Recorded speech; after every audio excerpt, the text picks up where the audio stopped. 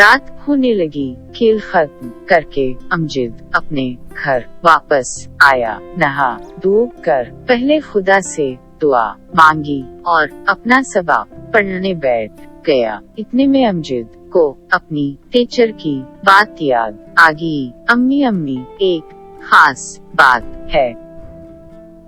क्या बात है बेटे? अगले हफ्ते हमारी स्कूल से तालीमी सफर पर जा रहे हैं। क्या मैं भी जाऊं? हाँ जरूर बेटे, खत लिखकर अब्बा से भी इजाजत मांग लो। अमजद अब्बा के नाम खत लिखना लगा। इजाजत दीजिए। कासरगोड, 2 जुलाई 2015।